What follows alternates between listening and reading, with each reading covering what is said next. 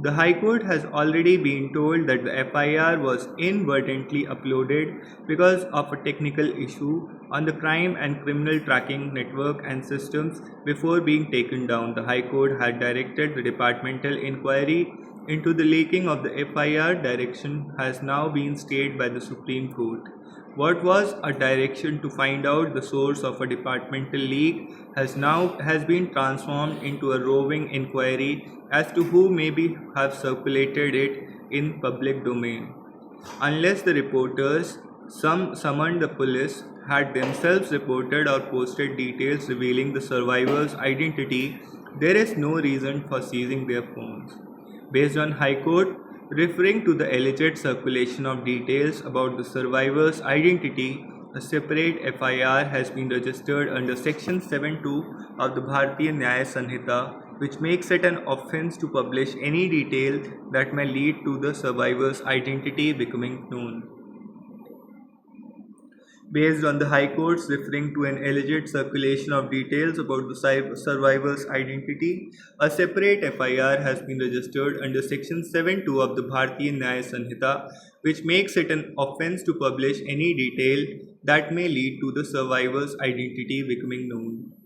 Presumably, the SIT is trying to trace those who made such publication, but the real question is whether the details were actually published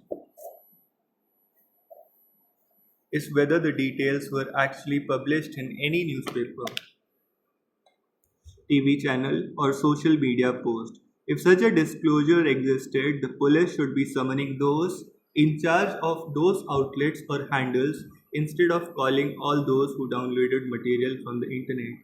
A larger question is whether the police have the blanket authority to seize mobile phones or devices without judicial authorization or any credible reason that an offense has been committed. The Supreme Court has already asked the center to frame guidelines for such seizures, including the need for a warrant and an element of proportionality.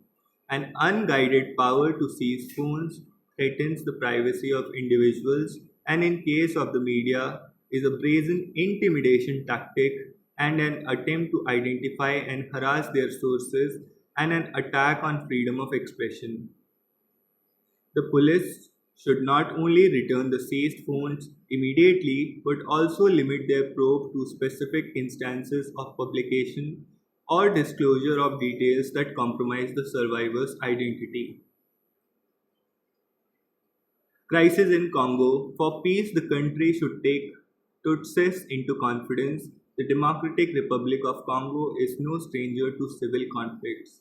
But the latest advances made by M23, a rebel coalition capturing the mineral rich city of Goma, is a humiliating setback to the Congolese government, which has vowed to crush the rebellion in the east. M23, which takes its name from a failed peace agreement signed between Tutsi led rebel group and a Congolese government on March 29, 2009, claims it is a fighting to protect the rights of Congo Tutsi ethnic minority. Congo and UN experts say neighboring Rwanda, ruled by a Tutsi led government, is backing M23. In 2012, shortly after it was founded, M23 seized much of Goma, but it withdrew as Rwanda came under international pressure. There was a short spell of calmness with M23 rebels agreeing to join the Congolese army in return for state protection for the Tutsis. But in 2021, the group took arms again and started the latest spell of fighting. After Goma fell last week, Paul Kagame, Rwanda's president, called for a ceasefire but with a little impact. Congo, on the other side, has termed the fall of Goma a declaration of war and vowed a vigorous military response. The crisis in Congo can be traced to Rwandan genocide in 1994, in which about 8 lakh people, mostly Tutsis, were massacred by ethnic Hutu militias. When tens of thousands of Hutus fled Rwanda for Congo in the mid 1990s after the fall of genocidal regime in Kigali, Congo's Local Tutsis took up arms in self defense.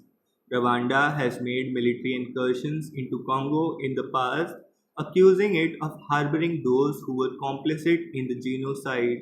Today's Rwanda is much stronger than what it was in 2012. Mr. Kangme, a former guerrilla leader, has modernized the economy and built a disciplined military.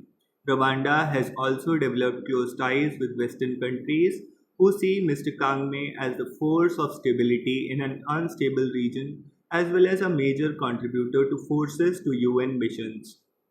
So, unlike in 2012, Mr. Kangme seems to be making his moves from a position of strength this time. The conflict has exposed Congo's inherent vulnerabilities and Rwanda's insecurities and ambitions. But it is also a testament to the unresolved ethnic anxieties of the region 30 years after the genocide was brought to an end. The international community should push Mr. Kangme to rein in the rebels. Congo should also realize that for long term peace, it should take action against the genocide linked groups that operate from its soil and take the Tutsi minorities, from whom the memories of the massacre are still fresh, into confidence. The Democratic Republic of Congo is no stranger to civil conflicts, with the latest advances made by M23 capturing the mineral rich city of Goma is a humiliating setback to the Congolese government,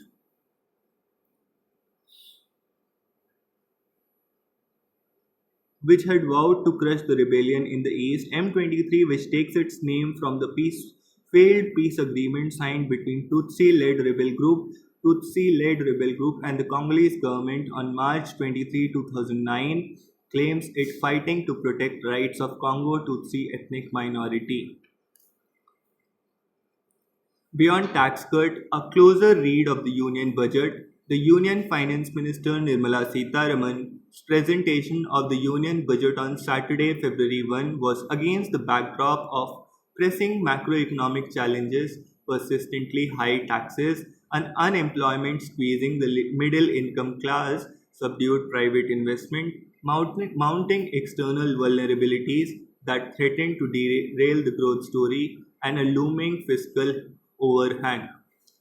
While the finance minister laid out an ambitious roadmap for Viksit Bharat, spanning agriculture, manufacturing, micro, small, and medium enterprises, social welfare, and infrastructure, the budget policy announcements and fiscal plans need a closer scrutiny. First, the fiscal consolidation target of 4.4% of GDP in FY26 is a key highlight of the budget. However, achieving this target hinges on an ambitious revenue projections, including a 11.2% growth in total tax revenue and 14.4% increase in income tax revenues compared to FY25 estimates. These assumptions appear overly optimistic given the significant tax cuts.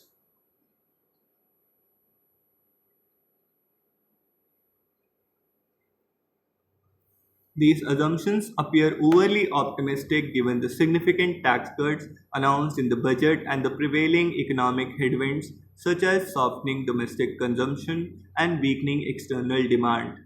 Much will also depend on the success of second asset monetization plan 2530 announced in the budget. The underperformance of the previous asset monetization program raised valid concerns. Furthermore, the estimated 11.54 lakh crore in the net borrowing market borrowings risk crowding out private capital at a critical juncture when credit demands remains tepid. Achieving the ambitious revenue targets will require improved tax buoyancy, more effective tax administration, and realistic asset monetization strategies to ensure that the fiscal consolidation plan remains on track. Second, the revisions in personal income tax rates and slabs under the new regime, exempting incomes up to 12 lakh from tax after factoring in the rebate benefit and significantly reducing tax liabilities across various income brackets, offer welcome relief to the middle income taxpayers. However, while these challenges are likely to boost disposable income, they shall come at a cost of 1 lakh crore in foregone direct tax revenue, which in turn could constrain the government's ability to fund critical developmental initiatives. The tax base erosion also comes when household savings have shown a structural decline over the past decade, dropping to 18.4% of GDP in FY23.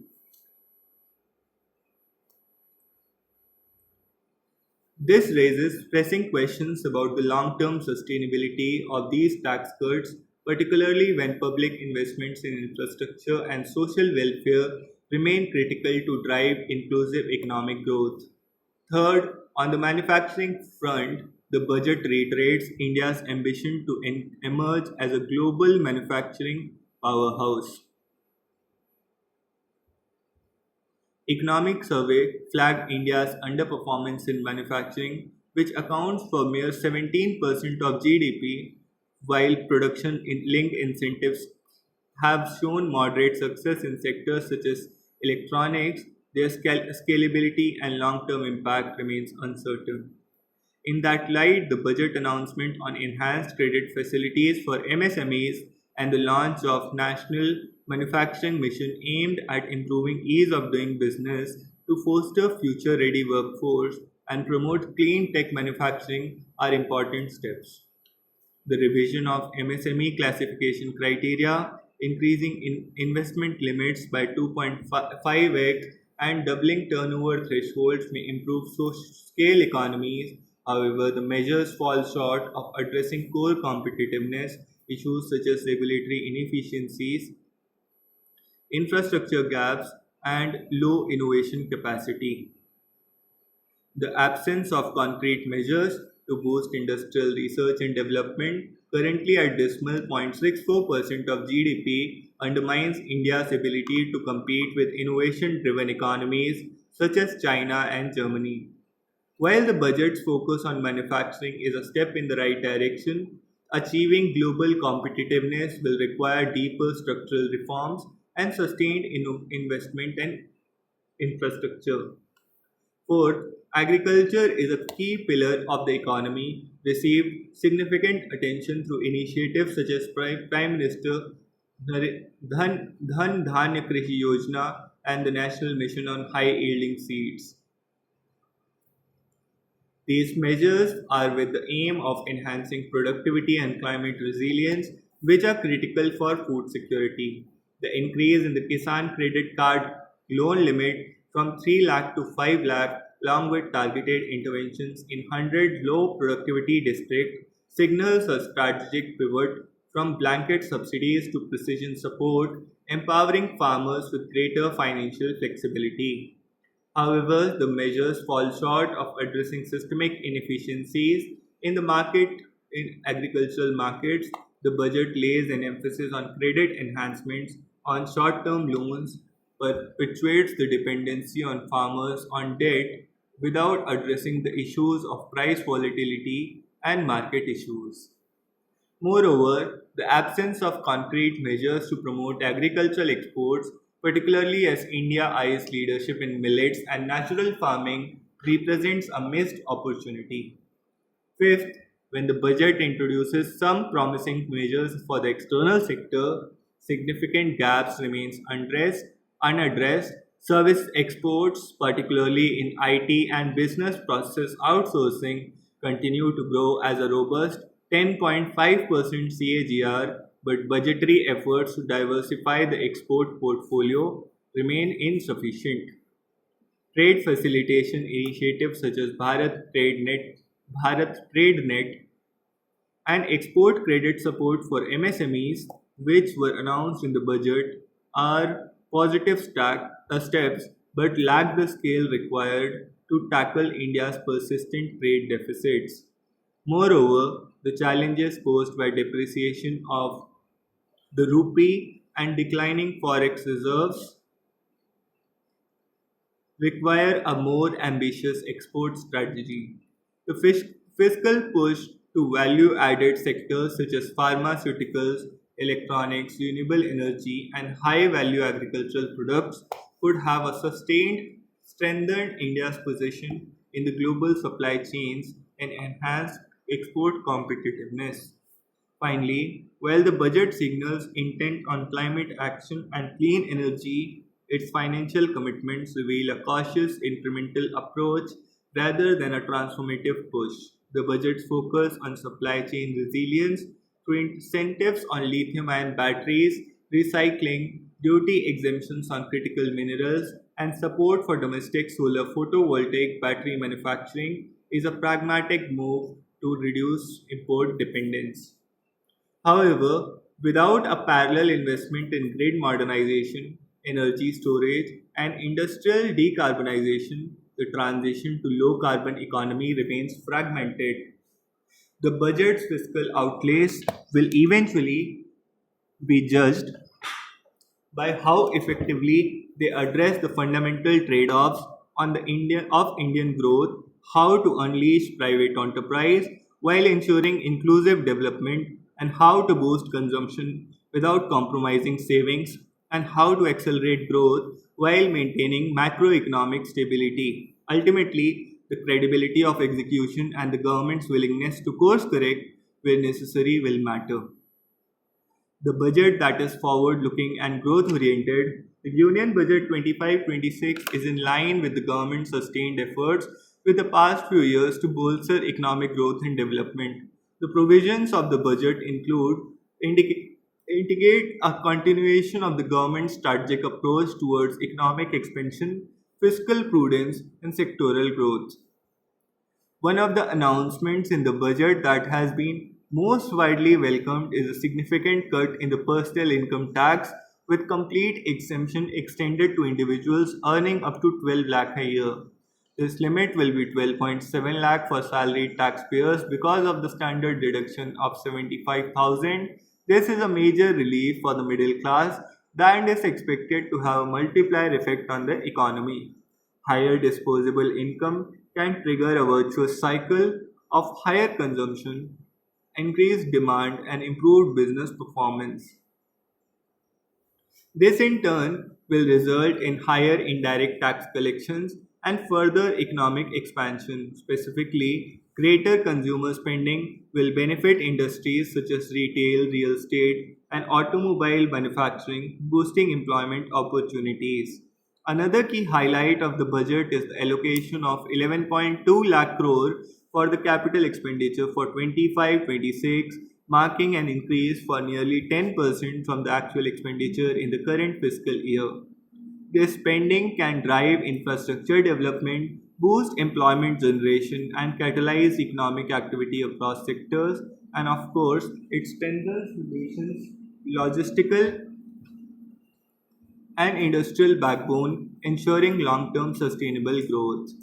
In a major thrust to manufacturing and finance minister Nirmala Sitharaman has also announced the establishment of National Manufacturing Mission. The aim is to provide Make in India initiative by covering small, medium and large industries, providing policy support, execution roadmaps and governance frameworks in collaboration with central ministries and states. The mission is expected to enhance domestic capabilities, reduce import dependence, encourage foreign investment. While the finer details are yet to be examined, it appears to be a well conceived initiative by streamlining regulatory processes, offering incentives, and creating an enabling business environment. This initiative has the potential to position India as a global manufacturing hub.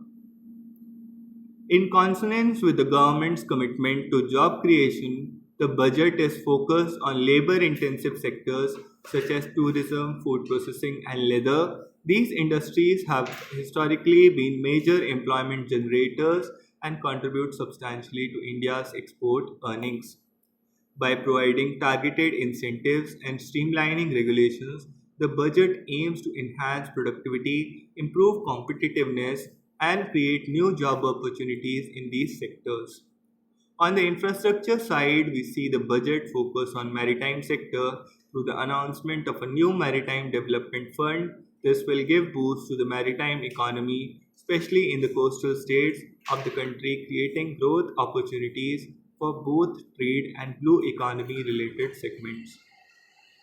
The Federation of Indian Chambers of Commerce and Industry has also noted with interest the plan for flight connectivity to 120 new destinations under the modified Uday Desh Ka Aam Nagrik Udan scheme, as this too will enable new economic opportunities in the newly collected regions of the country as emerging growth centers. The budget has introduced Prime Minister Dhanya Dhan Krishi Yojana, a targeted initiative designed to enhance agricultural productivity and improve rural livelihoods. The program will cover 100 districts with low productivity, moderate crop intensity, and below average credit access in partnership with state governments. This initiative aims to promote crop diversification and sustainable agricultural practices, enhance post harvest storage infrastructure, improve irrigation facilities, and facilitate access to credit. With an estimated 1.7 crore farmer beneficiaries, this has the potential to transform the agricultural landscape, increase rural incomes, and drive economic activity in India's hinterlands. Higher rural purchasing power will indirectly benefit the corporate sector, particularly those involved in consumer goods and agricultural supply chains. Another commendable aspect of the budget is the government's resolve to reduce the financial fiscal deficit from 4.8% in 24-25 to 4.4% in 25-26. This move is critical as sound public finance management is a sine qua non for sustained economic growth. A lower fiscal deficit will help stabilize inflation, increase investor confidence, and create a more robust macroeconomic environment. Rationalization of the duty structure and simplification of the tax tariff framework by removing an additional 7 tariff rates is a noteworthy announcement. While this may sound simple, it is a major step towards simplification and enhancing ease of doing business for industry. The rationalization of cess by ensuring that no more than one cess or surcharge would be levied is a crucial step ensuring fairer and predictable taxation regime. The budget for benefiting both industry and consumers. The budget has also addressed the issue of inverted duty structure for some project products, which is a welcome step. This would enhance trade competitiveness and encourage greater participation of domestic firms in the global supply chains. The continued focus on capital expenditure, manufacturing, and labor intensive sectors, combined with fiscal prudence and income tax relief, sets the stage for robust growth in the years ahead. While the finer details of various schemes and policies will need a closer examination, the overarching framework of the budget suggests a proactive, forward looking, and growth oriented strategy. As businesses and stakeholders begin to analyze and adapt to new schemes,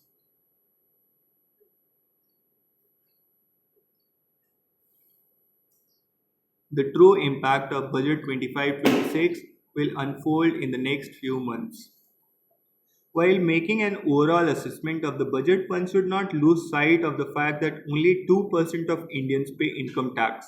One wonders what relief has been provided to the millions without any sort of employment. The disproportionate bounty doled out to the poll bound Bihar poses yet another challenge to India's constitutionally mandated federal principles. Healthcare for all citizens is very important. While rich can afford medical facilities abroad, it is the middle income group which finds it difficult to access health insurance policy due to the high GST levied. Further, there is a plight of senior citizens. I retired from a public sector unit and now have bladder cancer.